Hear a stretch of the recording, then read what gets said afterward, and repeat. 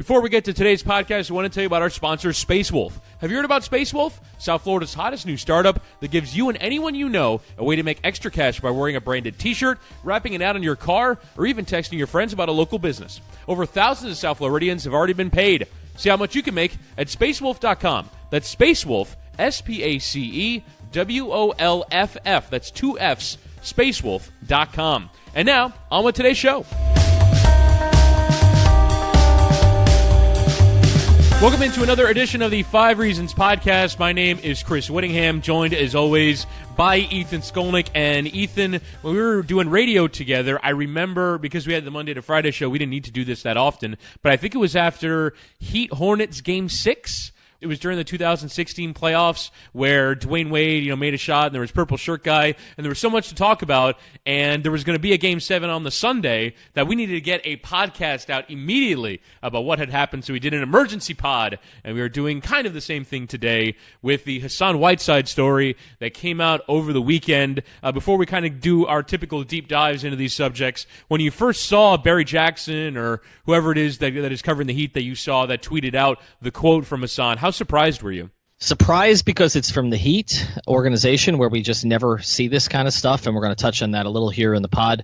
Not entirely surprised that it came from Hassan, particularly if you look at how many times Barry Jackson alone has written the Hassan Whiteside minutes story this year. That to me, having been in that locker room for so many years and having been around Hassan so much, when something is boiling over with Hassan, when he wants to say something. And if you just read some of those stories that Barry did with Hassan previously, you could tell that Hassan was holding back how frustrated he was. He was kind of getting the message out without being so explicit. And then after this game, which was a frustrating game for the entire team, considering you had a chance to win in regulation, and then they felt that Dwayne got fouled, although the league ruled after the fact with the last 2-minute report that he didn't get fouled, but they thought he got fouled in overtime. Everybody's frustrated, and then Hassan doesn't play for the entire fourth quarter or the overtime. So an issue that has been brought up many times this season, he's not playing in fourth quarters. He didn't even play in the OT. So, and it wasn't even like Adebayo or Olynyk were out there, Chris, although Olynyk was out there for some of it. They had James Johnson playing center for a good portion of the stretch run of that game. So if Hassan was ever going to get frustrated, it was going to be after a situation like that. Right, and I think this is kind of, as you said, been boiling over all season just because, and we've talked about it a bunch, and I think the Heat are aware of this, and Eric Spoelstra is aware of this, the having of 3 bigs when you really weren't expecting to have more than one. Obviously, the Olynyk signing would seem to indicate that, okay, you thought he'd be your backup / complementary center, right? Because I think you could ostensibly play Olynyk and Whiteside together, and I think when they have, there are times where the defense suffers, but the offense sort of carries on being fine. It, to me, was the Adebayo drafting that I'm not sure they expected or, maybe thought that he would get to where the Heat were drafting or that he would make this instant of an impact. I feel like the Adebayo drafting has really changed the math of all of this because without Bam, there really isn't any urgency to play a third center or really mix up this big rotation. And maybe you can leave Whiteside out at the end of games, but you can still get him his 32 minutes. So that for me has really changed the math on everything. But this is how we wanted to kind of cover. We're going to sort of cover this from 5 different angles as we typically do on the podcast. So here's where we want to begin.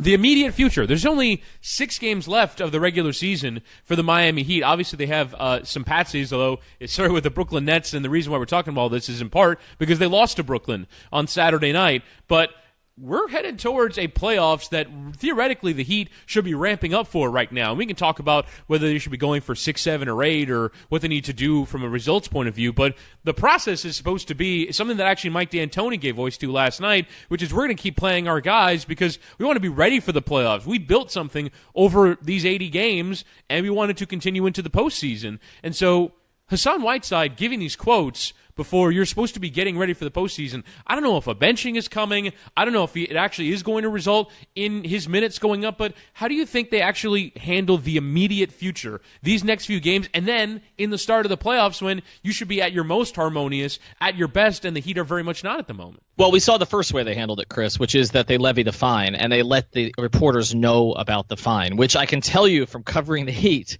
for about 2 decades. It's not something they always do. There were a lot of fines that go on behind the scenes that we never find out about. So the fact that the reporters found out about the fine, that the Heat did not hide it from them, makes it very clear to me that the first thing that they wanted to do here was send a message that this was just not going to be acceptable. And what we probably should do here, Chris, before we move forward, is to kind of specify exactly what it is that Hassan said, right? Okay. Because I think that plays into this here a little bit in terms of the way that this is perceived by the other players on the team as well as the team itself. Of course, he said that it was bullshit, right? That the Heat don't use him late when other teams go small. He used that curse word 3 times, I guess, during the course of the interview. And here was a full quote, and again, we're attributing these to the reporters on the scene, Barry Jackson, Ira Winderman, and others. "Man, it's annoying. Why are we matching up? We got one of the best centers in the league. Why are we matching up? A lot of teams don't have a good center. They're going to use their strength. It's bullshit. It's really bullshit, man. There's a lot of teams that could use a center. Shit, that's bullshit." So that's the entirety of the that's the money quote in, there. like 2 sentences. Quite a few of them. And I don't know that that's what he got fined for. I think it's just the general sentiment of speaking out here.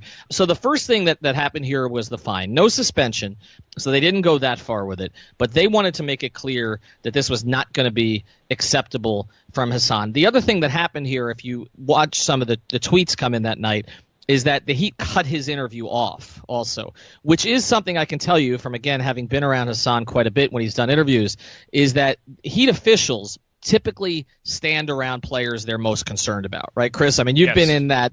You've been in Hassan that Whiteside locker room towards the beginning was an adventure.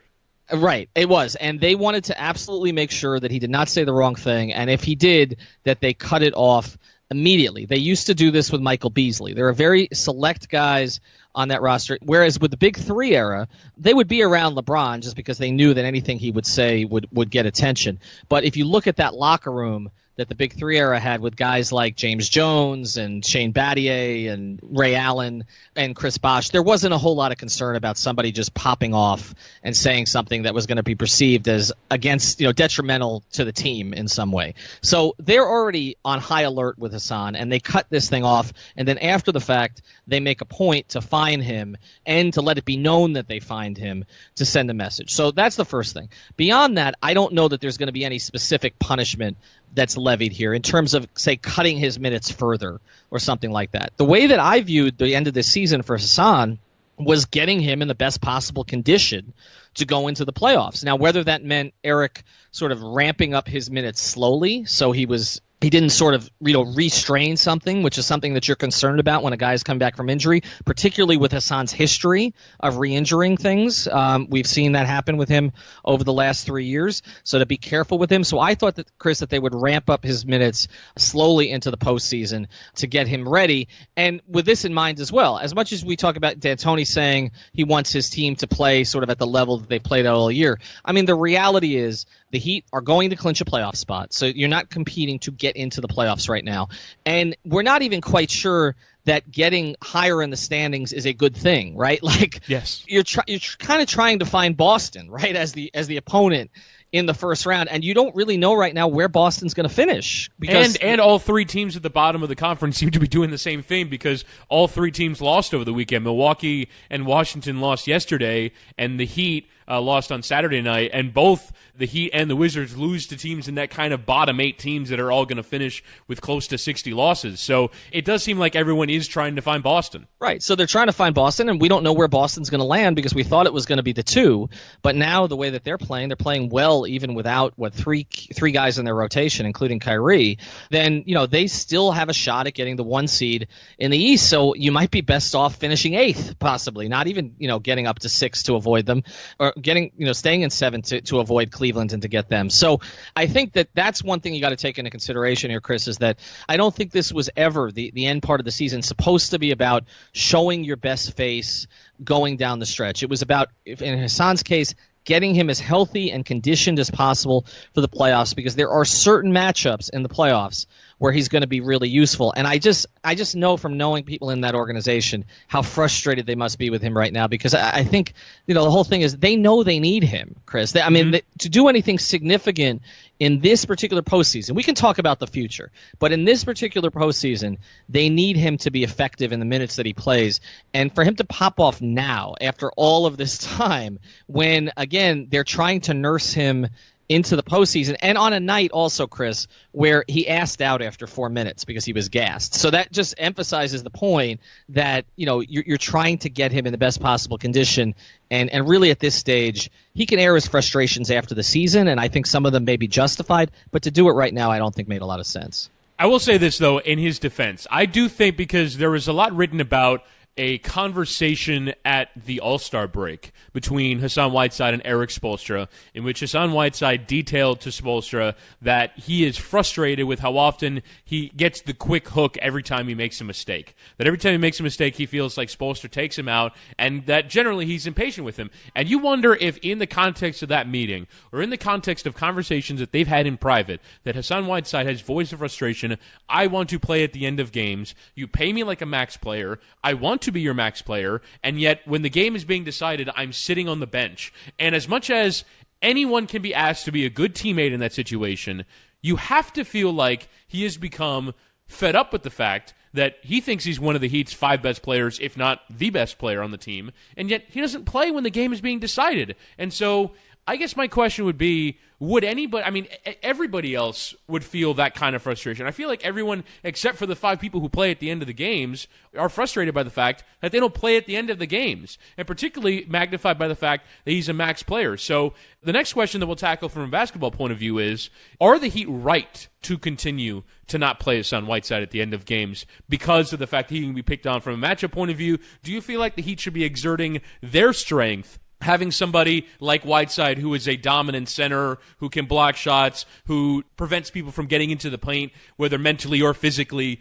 Or do you think that the Heat should be trying to avoid their weaknesses, which is that he could be picked on the defensive end, can sometimes clog up spacing on the offensive end, and some numbers suggest that the Heat are often better with him on the bench? This is a complete cop-out, Chris, but I think it depends on his attitude that night. I really do. I understand the argument for playing him and playing to your strength. I totally get that. And look, Brooklyn, if you look at the numbers, they've been awful against bigs this year, right? And so you just look at that and you say they don't have great stretch players either. So isn't this a situation where you could play Hassan down the stretch and get away with it? And I get that. And I also get the fact that if you look at Hassan's per 36-minute numbers this year, just again in his defense, all of his numbers are up across the board per 36 minutes. If you just go on this sort of per minute basis, it's the highest points per 36 minutes he's ever averaged at 19.9. It's the highest rebounds at 16.3 per 36 minutes. He's shooting, 55% from the field, which is down a little bit from where he's been in recent years, but not significantly. And the other thing is he's shooting 70% from the line. So one of the arguments that could be made about Hassan, that you have to get him off the floor because he can't shoot free throws, to Hassan's credit, he has improved that dramatically. I mean, you go back to his first season that he played with the Heat, where he played 48 games, and he shot 50% from the line. So he's gone from 50% to 70% in 3 years. So give him tremendous credit for that. And his block numbers, if you look at per 36, they're not where they were his first couple seasons in Miami, but they're right where they were last year. So look, I understand all of these arguments for him, but so much of it depends on whether he's engaged. I mean, and to me, that's what Eric's reading in those situations, because if he's having a night where he's just not into it, where he's taking plays off, where he's not getting out to guard the perimeter when he needs to get out to guard the perimeter, when he's moping some, then I think Eric starts to look for other answers. And like you mentioned earlier, they have other answers this year, and that's not something he wasn't going to play Reed down the stretch a lot last year, right? Like, Willie Reed had a good year for Miami, but he wasn't going to play him. But he will play Olynyk down the stretch. And the other thing about it is, and I think we're looking at this just in the framework of Hassan, look at it in the framework of what Kelly Olynyk's done in the fourth quarter this year. Like, he's been outstanding, right? And I know we can question him, defensively at times, but in terms of his fourth quarter scoring, he's been a consistent outlet for them in the fourth. He's given them something in terms of their spacing. So, look, there are going to be extreme examples where he puts James Johnson at the 5, but it's hard to make an argument in certain games against playing Kelly Olynyk at the 5 spot unless you just have sort of a free-for-all in terms of guys getting into the lane and getting to the basket against the Heat. In those situations, I get it. You play Hassan.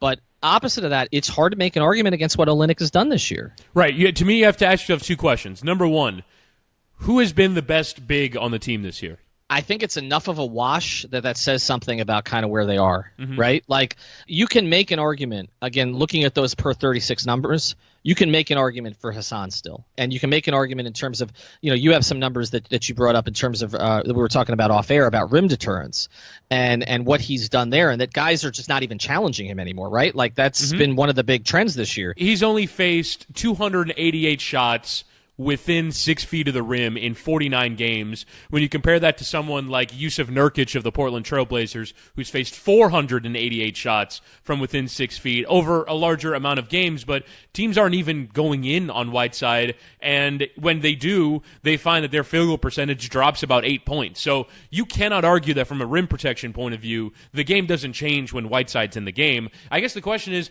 do you view Kelly Olynyk to be a more complete player? And defensively, I'd say he's been better than you could expect. And offensively, he totally opens up the game. And you can tell because in fourth quarters, when Kelly Olynyk is on the floor, the Heat's offensive rating is 112. And that's incredible. That's top of the league good. And defensively, they drop off. But offensively, I can understand why Eric Spoelstra would opt for flow. And when you look at a team that has at times this year, and it's been different lately, particularly, and I don't know if it's coincidental or not, but their offensive rating has shot up since Dwayne's come back. But if you looked at them earlier in the year, I mean, you and I did a podcast about what's wrong with the Heat offense, right? So I think, and we talked about it on that pod where, and you can download that one in our library if you'd like. It's still there. But we talked about it on that pod that Eric was looking for answers, right? Like what was going to be his best offensive lineup. And he does study these numbers. He's not a slave to them like some coaches, but he does study them. He gets reports on them. And clearly those numbers have shown, especially as the season has progressed, that the one X factor to improving their offense is putting Kelly Olynyk on the floor. And that's been particularly true in fourth quarter situations. And so when you look at it that way, you could say, all right, well, you could play the two of those guys together. And they've done a little bit of that. But then you create other issues, Chris, because they already have too many bodies at the other positions. Like I put this on Twitter the other night. Like, okay, for instance, in the last 5 minutes of a tight game, that Dragic is going to be on the floor regardless of circumstance, right? You know that Eric is going to put Wade on the floor regardless of circumstance. And Dwayne's probably going to take most of the big shots, as happened again the other night. And you know for his two-way play, even though he's been a little less consistent offensively over the past month, that Josh Richardson is going to be on the floor. So you already have those three guys. And then Eric has to make a choice between, do you play one big with Whiteside? Do you play one big with Olynyk? Do you play them together? Okay, well, if you're going to play them together, then James Johnson is an additional ball handler, and he's been more effective lately in that capacity, not on the floor. Then you don't have Winslow and what he gives you defensively, okay, and in terms of, again, being another ball handler on the floor, so you're taking those guys off. And you also don't have Ellington on the floor anywhere. So if it's a night where Wayne is hot, you don't have sort of your designated floor spacer, three-point shooter who creates additional space for Dwayne in particular to operate. So these are all things that you've got to take into consideration. And beyond that, Chris, bringing Wade back, although we talk about the connection between Wade and Whiteside, and clearly Dwayne is the only guy on this team that really knows how to feed a big, right? Like that we found. I mean, Dragic can do it at times, but the other guys really struggle with it.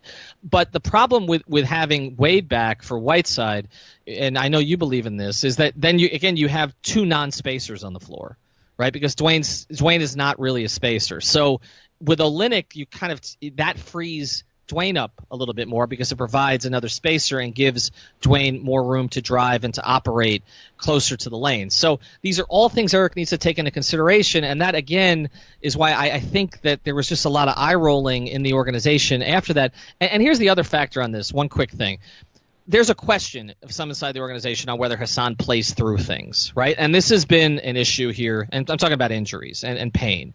And this was an issue when I was covering the team in 15-16. If you remember during the playoffs where Hassan missed that time, in the Toronto series, this is one of those whispers that's around there that Hassan doesn't always play through everything. And so, again, you have Hassan coming back from an injury and trying to nurse him back to health where he's not going to re-injure something or say he can't play again. And so they're trying to do that, they think, for his benefit as well as the team's.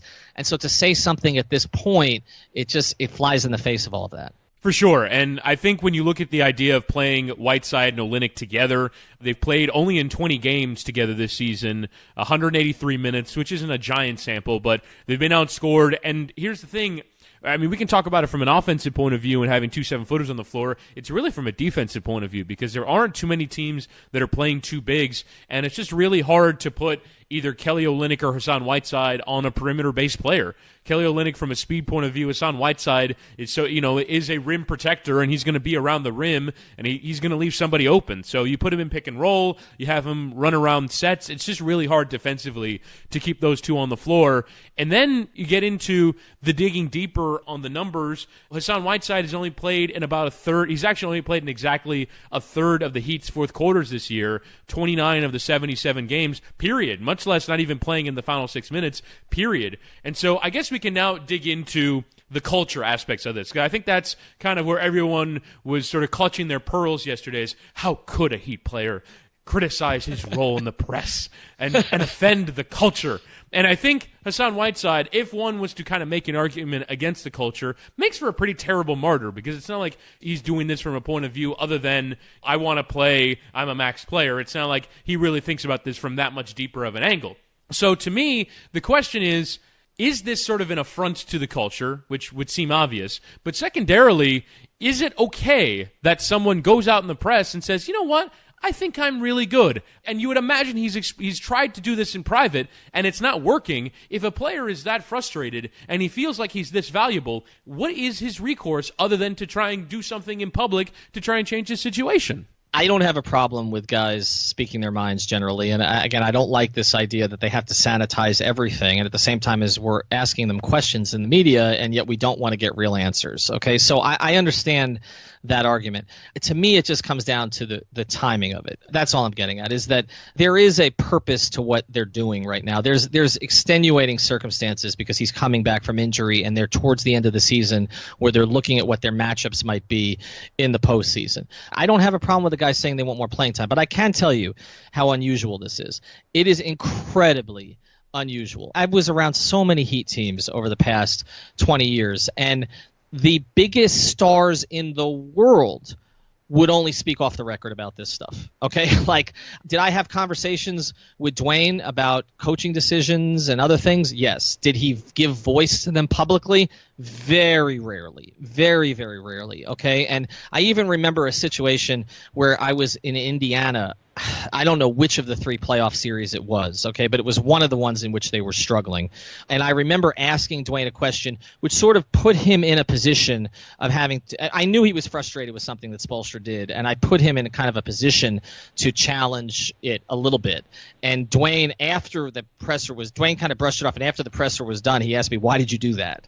And I had a similar circumstance with LeBron. During the 2014 finals, as that was becoming a debacle. I think they were down 2-1, and LeBron was at the podium, and I knew that players were frustrated. They weren't going to win that series anyway, but they were frustrated with the defensive plan in that series because they were getting carved up. As soon as Pop put Boris Diaw in the game, and Diaw was an additional ball handler on that team, the Heat just had no answers with their blitzing defense. They could not defend it. And they were too far down the road in terms of the way that they played defense with that team to make dramatic changes during the finals. And so I asked LeBron at a group press conference at the podium, I said, is there something you need to change in terms of your approach to them, or do you just need to do it harder?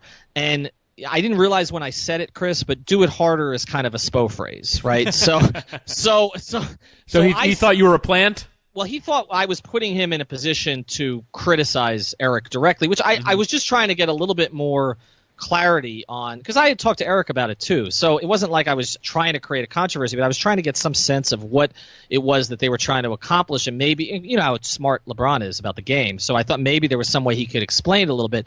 And LeBron's response to me, he got snippy with me very few times over the 5 years or whatever, including the year in Cleveland I covered him.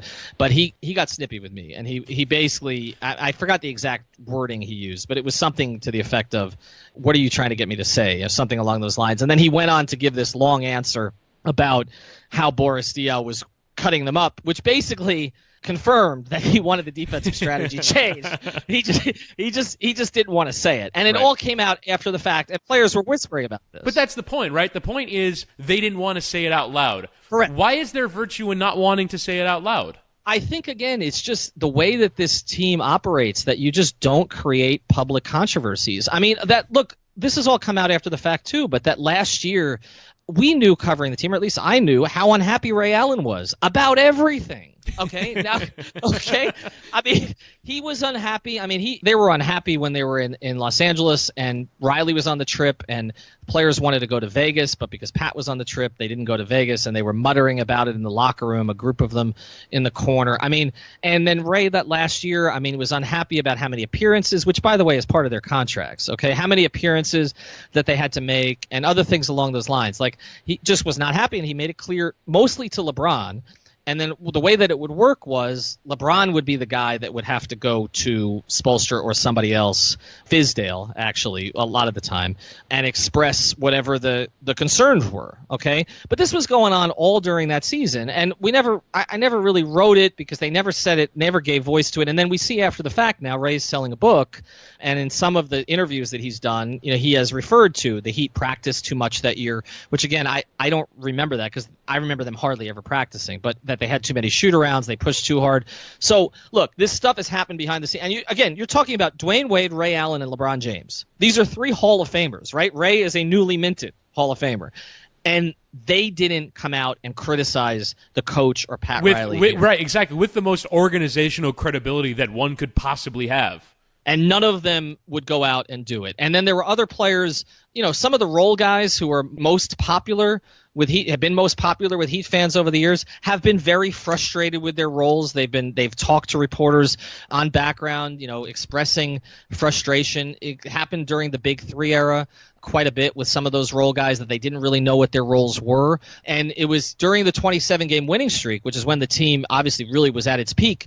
I never thought it was coincidental that 27-game winning streak happened when Spoelstra settled on a very clear rotation. When he had Haslam in the starting lineup with Chalmers in the Big Three, and then you knew every game that it was going to be Battier, Allen, Cole, and Anderson coming off the bench in some order, and then Mike Miller was kind of the plug-in guy whenever Dwayne sat. That was the rotation during the 27-game winning streak.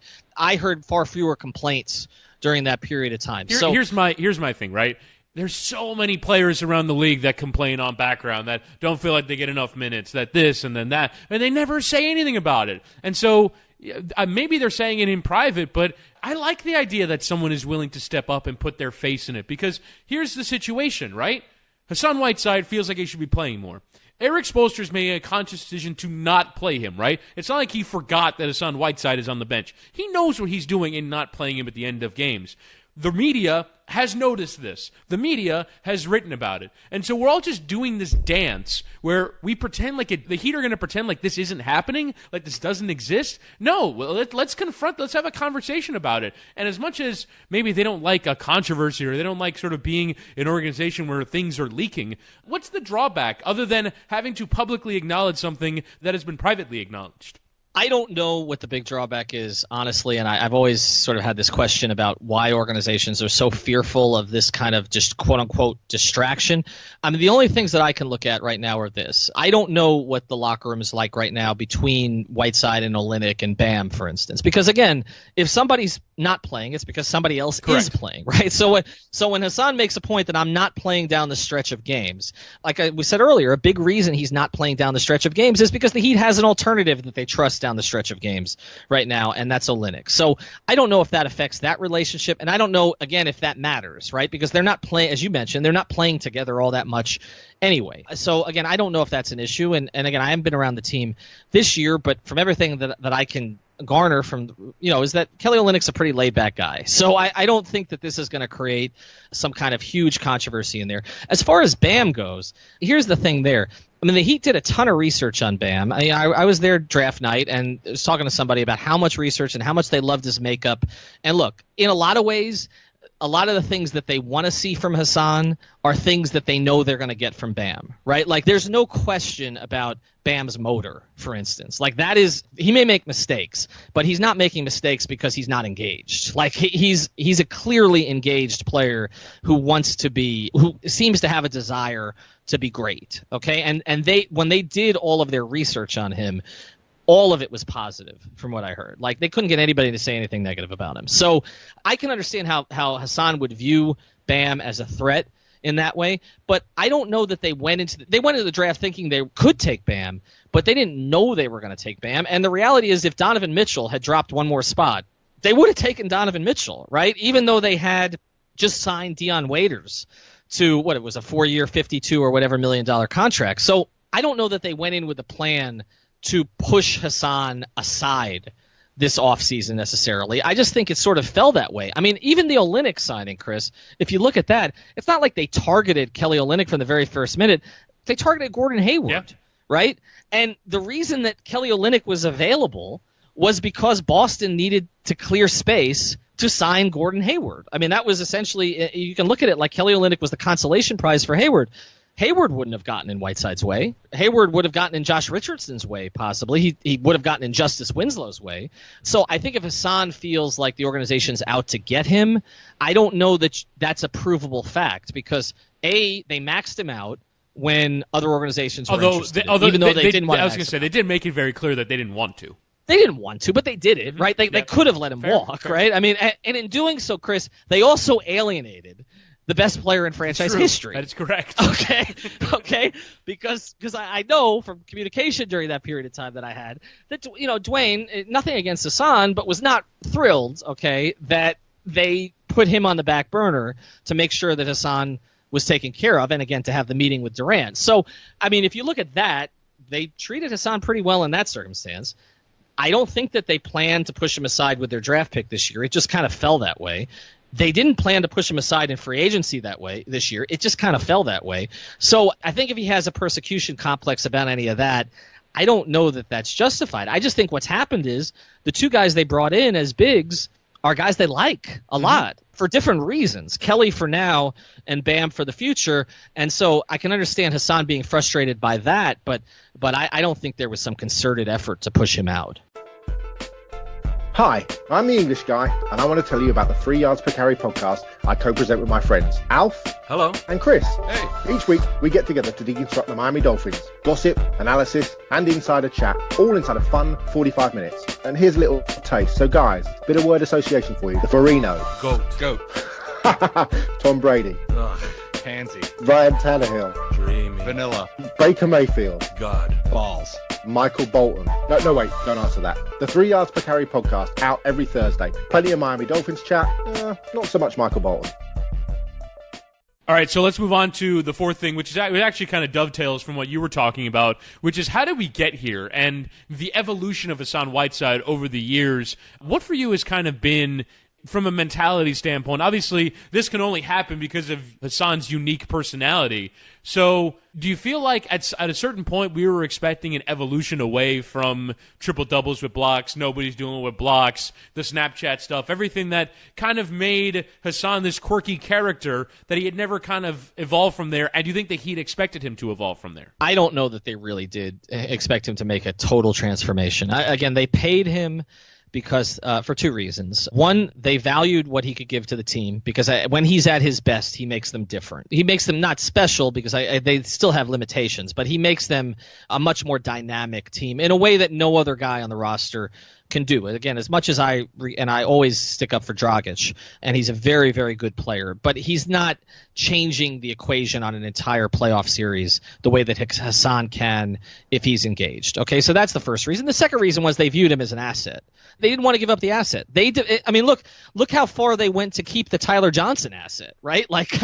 Teams are so afraid to let something go for nothing. Right, especially if they built the thing from scratch, right? And in both of those cases, cases, you had two guys who were enormously good values. Right. They generated $150 million worth of player from nothing. Correct. Okay. One guy in Tyler Johnson who they liked in Portsmouth, they liked before the Portsmouth camp, and he had a bad Portsmouth camp, and so he dropped out of the draft, and then Adam Simon kind of pounded the table on him, and so they brought him in, and that one worked out better than anyone could have imagined at first. And then you look at, to the point that they cleared out Chalmers to make room for him, and then you look at the Whiteside thing, and again, a guy that nobody around the league really wanted to sign, and he's emerges from the sort of the ashes of the LeBron era to become, this guy who's giving you triple doubles, okay, and blocking Noah's shot 10 times, okay? I mean, it just was an amazing story. So they didn't want to give up the asset. Now, did they ever think that he was going to merge into the true face of the franchise? I'm not sure of that. I think they just hoped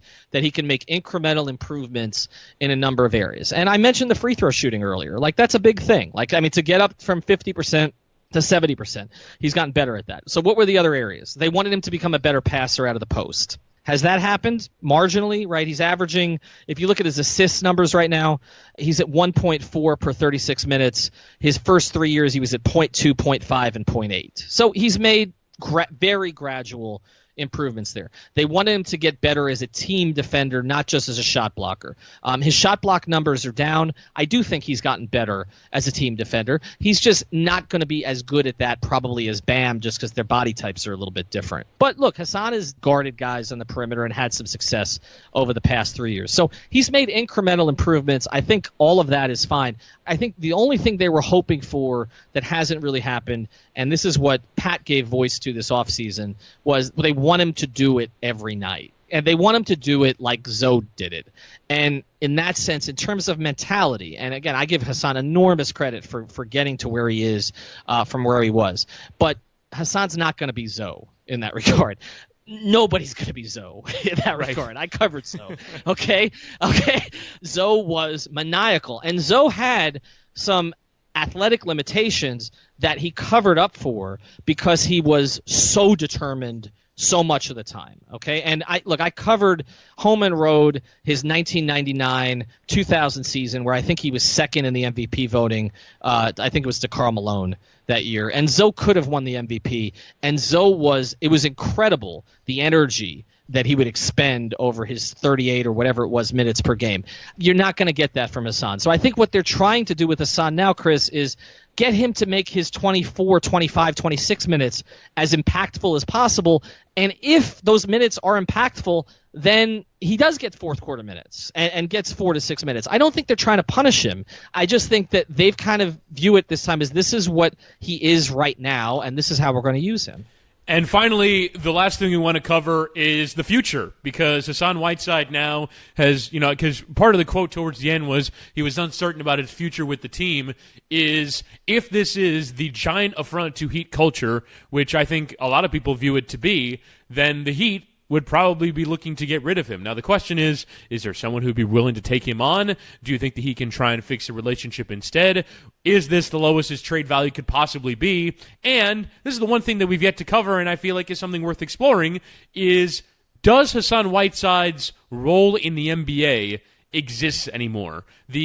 Obviously, the rim protection is always going to be something that's valuable, but a center who is a fulcrum of the offense, who plays 33 minutes a game, and is the most important piece on an NBA team, I just don't think it exists anymore. And that, for me, is the biggest problem for Hassan Whiteside, is that he's not just watching himself become not needed at the end of games. He's watching everyone else like him become not needed in the entirety of the NBA, and that has to be pretty sobering to watch. And he's also kind of got to be going, wait, no one is using a center? Well, I'm a center. Why don't we just take advantage of the fact that someone else is using a center, when really the answer is no one really wants to use centers anymore. Right, except Philadelphia, right? But Embiid is a different and Porzingis kind of too, center. because they can shoot, right? It's his specific skill set, not a denigration of the entire position of his kind of center. Correct. But I think, again, you see why he gets up for Embiid, because I think he still views him as a traditional center opponent, and that he outplayed Embiid, obviously. I mean, one of Hassan's best games of the year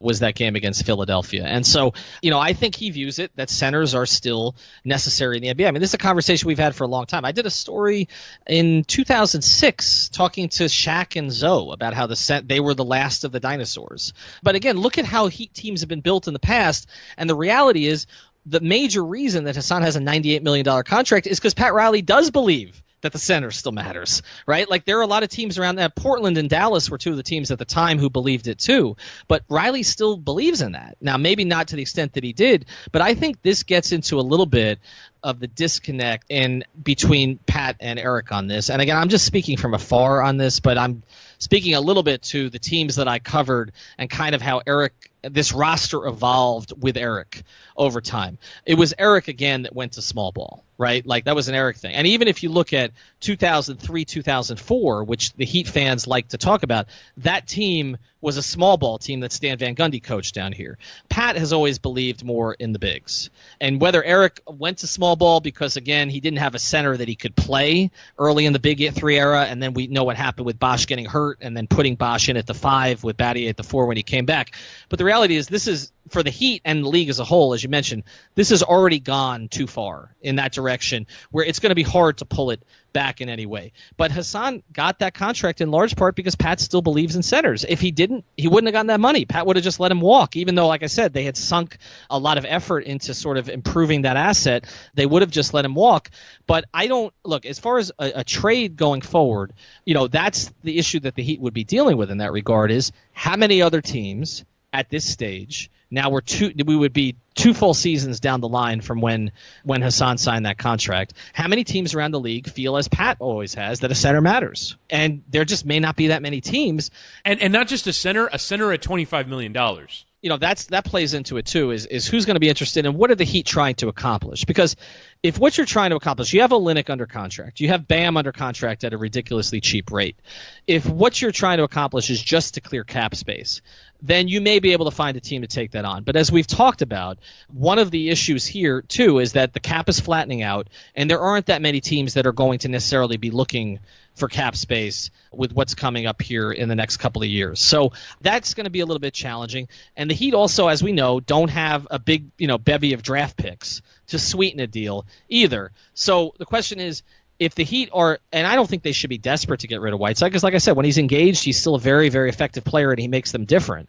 But are the Heat going to be in a position where they want to have to sweeten with a Richardson or a Winslow or something like that to be able to move Hassan? I don't think that this one situation is going to put them in that position. I think it's going to be based on what deal Pat thinks he can make that can reshape the roster, and I think he'll do it solely based on that. I don't think it's going to be because Hassan popped off one time, even though, again, I think it was ill-timed. I don't think it's because he popped off one time with 6 games left in the regular season. If what you're saying earlier is that the Heat do not ever want to deal with this, then I would imagine if the trade deadline was tomorrow, Whiteside would already have been traded. Because I feel like this is exactly the kind of no return kind of thing that would lead to the Heat making a rash move like that. But they can't. So for me, it's sort of figuring out in the near term, how do they handle him going forward in the playoffs, and then sort of assessing the trade value. But man, you look at 2019-20, a player option for $27.1 million.